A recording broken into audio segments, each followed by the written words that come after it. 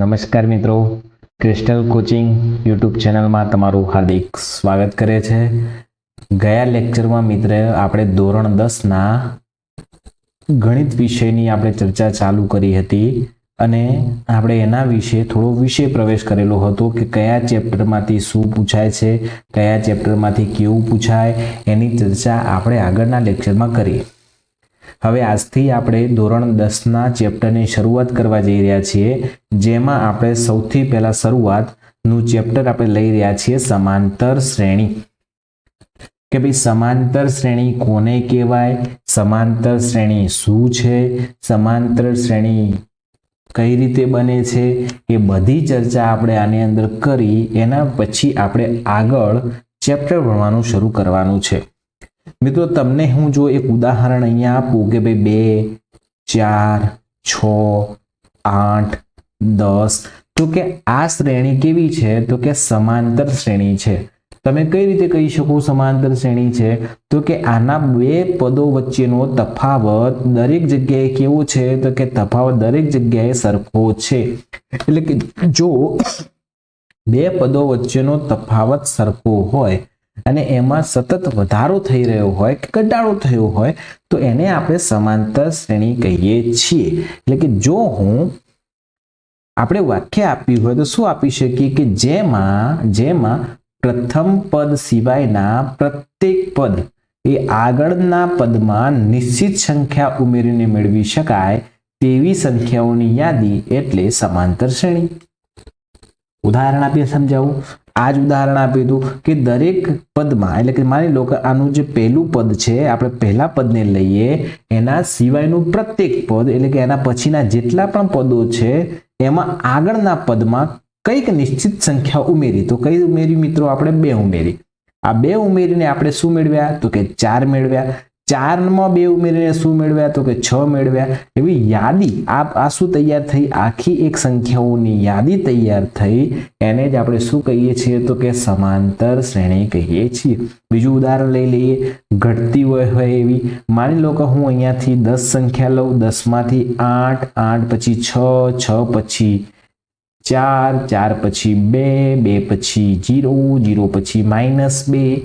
આ રીતે સિરીઝ ચાલતી રહે છે. હવે મિત્રો જો આ કોઈ સંખ્યાના પ્રથમ પદમાં કોઈ નિશ્ચિત સંખ્યા ઉમેરવામાં આવે, અહીંયા કઈ ઉમેરી? તો કે -2. હવે -2 એના આગળ શું ઉમેરી? તો કે -2. એટલે કે કોઈ નિશ્ચિત સંખ્યા ઉમેરીને નવી સંખ્યા મેળવી એની યાદી બનાવવામાં આવે તો એ શું છે? તો કે સમાંતર શ્રેણી છે. થોડા આગળ જઈએ મિત્રો. શું કહે છે? આ નિશ્ચિત સંખ્યાને સમાંતર શ્રેણીનો સામાન્ય તફાવત કહેવાય છે, કે જેને આપણે ડી કહીશું. કે મિત્રો આ બે સંખ્યા વચ્ચેનો જો સામાન્ય આ જે તફાવત છે એને આપણે કયા નામે ઓળખીએ છીએ? તો કે એને આપણે કહીએ છીએ સામાન્ય તફાવત. અને એમાં તફાવત અને જેને આપણે ગણિતની ભાષામાં ડી થી એને ડિનોમિનેટર કરીશું. યાદ રાખો મિત્રો કે એ ધન પણ હોઈ શકે. જો અહીંયા આપણે જોતા હતા તો કે બે સંખ્યા તફાવત કેવો મળતો હતો? તો કે +2 મળતો હતો. આ ઉદાહરણની અંદર તમે જોયું તો તમને કેવું મળે છે? તો કે -2 મળે છે. એટલે કે આ જે તફાવત છે એ ધન, ઋણ અથવા તો શૂન્ય હોઈ શકે. એટલે કે શૂન્ય પણ હોઈ શકે. માની લો કે હું અહીંયા એક સિરીઝ લખું 2, 2, 2, 2, 2. તો આ શું છે? તો કે એક સિરીઝ છે. કેમ કે આના અને આના વચ્ચે તફાવત કેટલો છે? 0. આના તફાવત કેટલો છે? 0. આના વચ્ચે તફાવત કેટલો છે? આ પદ અને આ પદ વચ્ચેનો તફાવત કેવો છે? તો કે 0 છે. એટલે આ શ્રેણીને પણ સમાંતર શ્રેણી કહી શકાય. ઓકે, હજુ થોડા આપણે જઈએ. જો કોઈ સમાંતર શ્રેણીનું, હવે આપણે સમાંતર શ્રેણીનું વ્યાપક સ્વરૂપ સમજવાનું છે. વ્યાપક સ્વરૂપ સમજવા માટે મિત્રો હું આ થોડું ઉદાહરણ અહીંયાથી આપણે આને ક્લિયર કરી લઈએ અને આપણે થોડું ઇરેઝ કરી દઈએ એટલે તમને સમજવામાં મને આસાની રહે.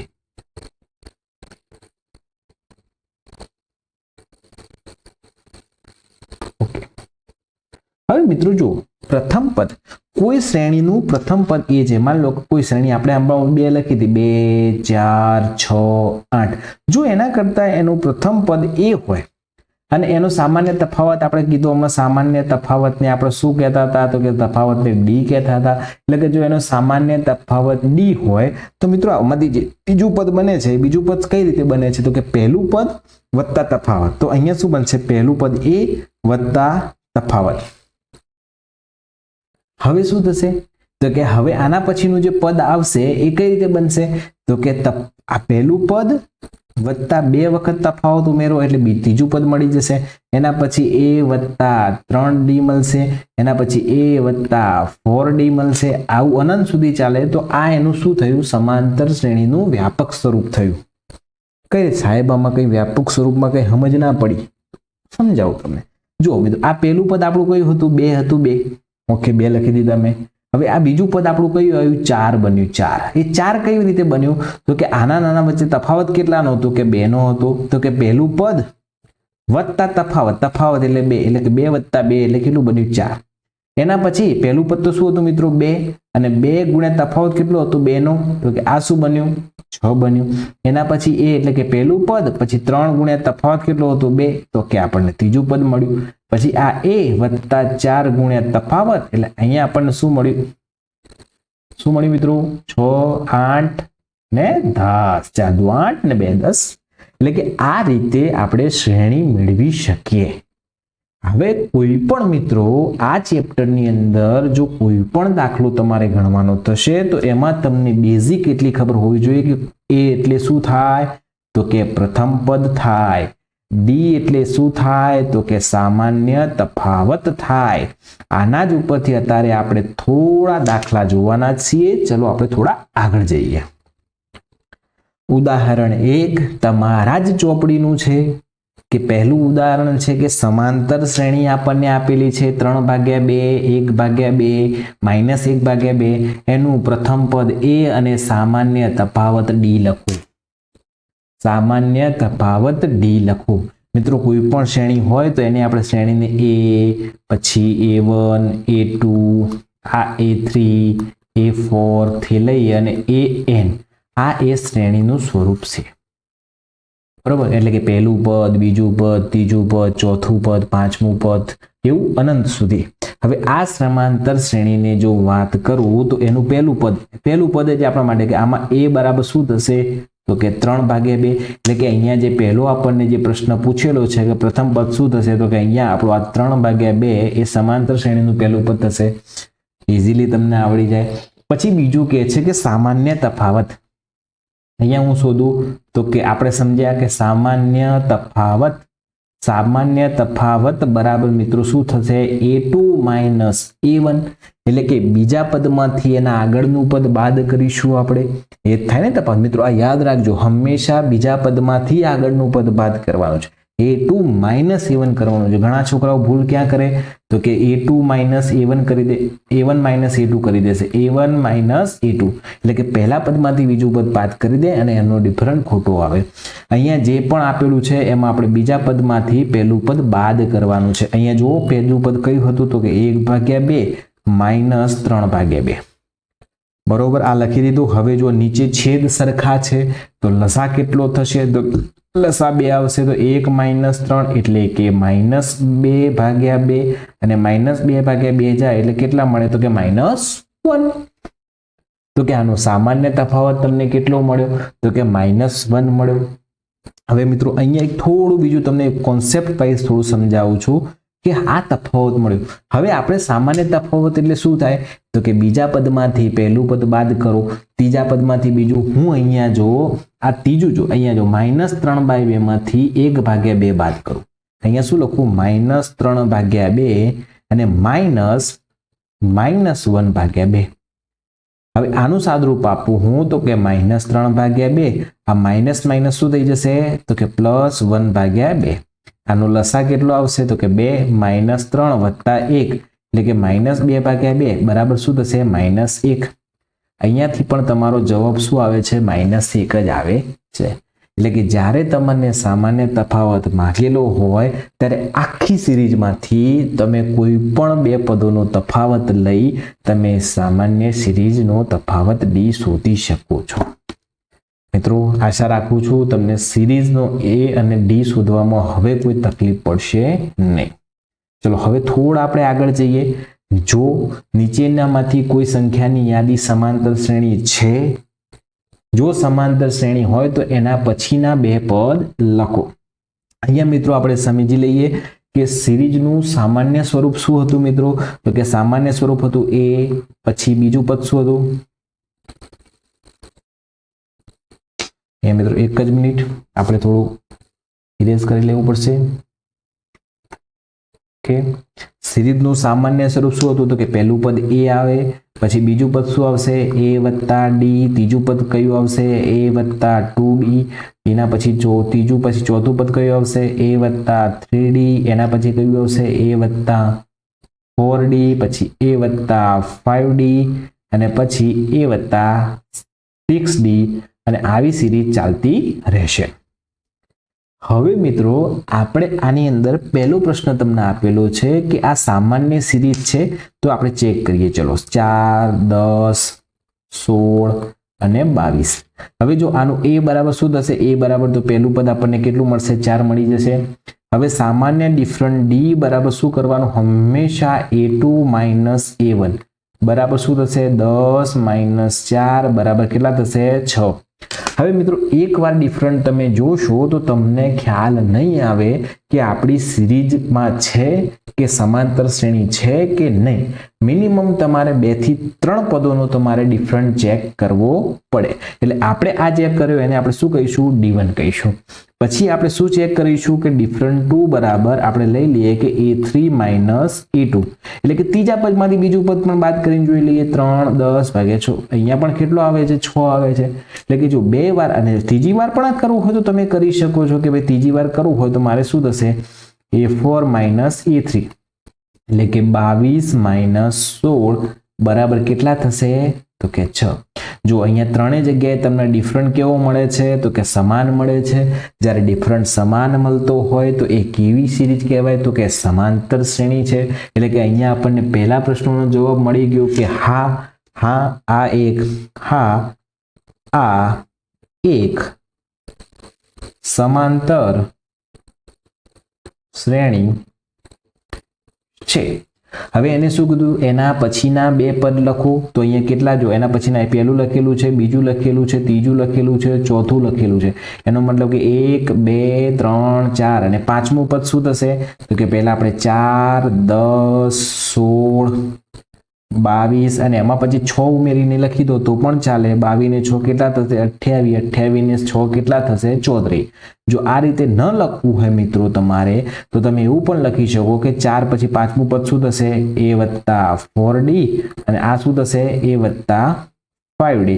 એની કિંમત કેટલી છે? તો કે 4 મૂકો અને 4 + 4 ગુણ્યા d ની કિંમત કેટલી છે? 6. તો કે 6 ચોક 4 + 24 બરાબર તમને 28 મળશે અને અહીંયા સાદુરૂપ આપશો એટલે તમને 34 મળશે. તમે આ રીતે શોધીને પણ લખી શકો છો અને ડાયરેક્ટલી તમારે લખવી હોય તો ડાયરેક્ટલી પણ તમે લખી શકો છો. બરોબર મિત્રો, હવે થોડું આપણે આ ઉદાહરણ જોઈ લીધું. હવે આપણે અહીંયા આમાં બીજું ઉદાહરણ જોઈ લઈએ.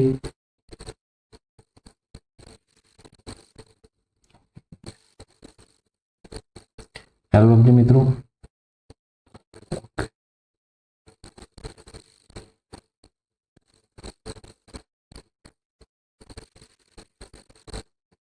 એક જ મિનિટ મિત્રો ચાલુ રાખજો. ચેપ્ટર 5, 7 અને 8મી પીપીટીની આપણે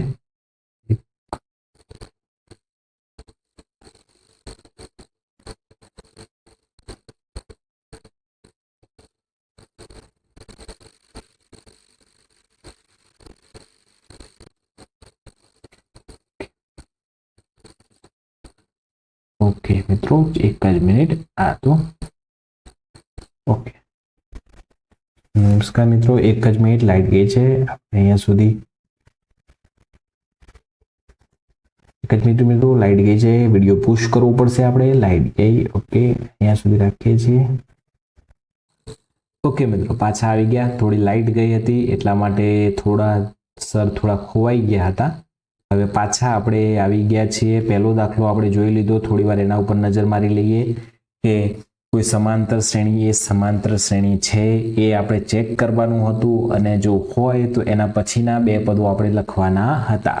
એટલે કે પહેલું પદ આપણે એ બરાબર આપણે લઈ લીધું 4 ડિફરન્ટ, તો ડિફરન્ટ આપણે બધાનું ચેક કરવું પડશે કેમ કે આપણે ચેક કરવાનું છે કે સમાંતર શ્રેણી છે કે નહીં. જો ડિફરન્ટ દરેક જગ્યાએ સમાન આવે તો એ શ્રેણી સમાંતર શ્રેણી છે, પણ જો ડિફરન્ટ સમાન ન આવે તો મિત્રો એ સમાંતર શ્રેણી નથી એમ આપણે કહી શકીએ. હવે જુઓ અહીંયા આપણે પહેલા બીજું ઉદાહરણ લઈ લઈએ. બીજા ઉદાહરણની અંદર આપણને આપેલું છે તો કે બીજું ઉદાહરણ હું કંઈક આ લઉં છું કે આ માન લો કે આપેલું છે આપણને ઉદાહરણ. એની અંદર આપણને કીધેલું છે કે ભાઈ 1 1 -1 -3 અને -5. હવે મિત્રો જો આનો હું એ પ્રથમ પદ લઉં તો એ બરાબર શું થશે 1. હવે જો કોમન ડિફરન્ટ હું d1 ફાઇન્ડ કરું તો એના માટે થશે a2 - a1 a2 - a1 અને જો હું a2 - a1 કરું તો શું થશે a2 - a1 કરું તો a2 બરાબર શું છે અહીંયા -1 અને -1 તો બરાબર શું થશે -2 થાય ને -1 અને -2. તો અહીંયા ડિફરન્ટ બીજા પદોનો ડિફરન્ટ જોઈ લઈએ. d2 બરાબર શું થશે a3 - a2 તો a3 બરાબર શું છે -3 -1 બરાબર શું થાય તો કે -3 + 1 બરાબર -2. d3 બરાબર શું થશે તો કે a4 - a3 બરાબર શું થશે તો -5 -3 એટલે કે -5 + 3 -2 એટલે કે અહીંયા તમે જુઓ તો દરેક જગ્યાએ ડિફરન્ટ તમારો કેવો આવે છે તો કે સરખો આવે છે.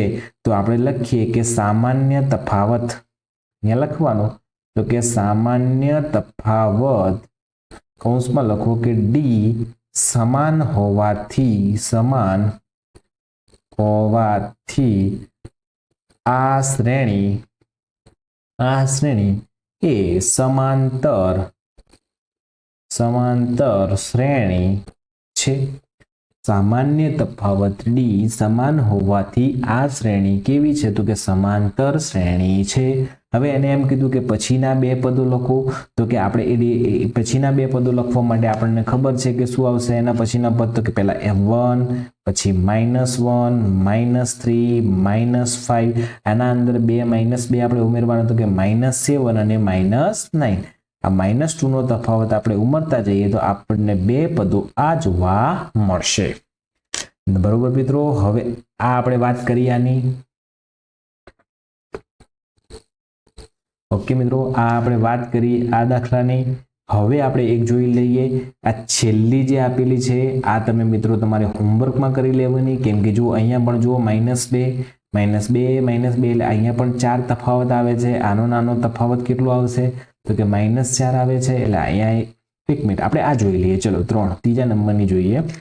ત્રીજા નંબરની સિરીઝમાં જુઓ -2 પછી 2 -2 2 અને -2 અને -2 આ રીતની સિરીઝ આપેલી છે. હવે અહીંયા a બરાબર તો તમને ખબર જ છે કે a બરાબર તો શું થશે -2 થશે.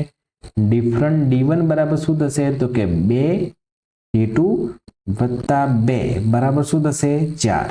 ડિફરન્ટ 2 બરાબર શું થશે તો કે આ a3 - a2 એટલે કે -2 -2 એટલે કે -4. જો અહીંયા તો તફાવત જ સમાન આવતો નથી એટલે કે આ સિરીઝ તમારી સમાંતર શ્રેણી નથી એવું મિત્રો તમારે લખી દેવાનું.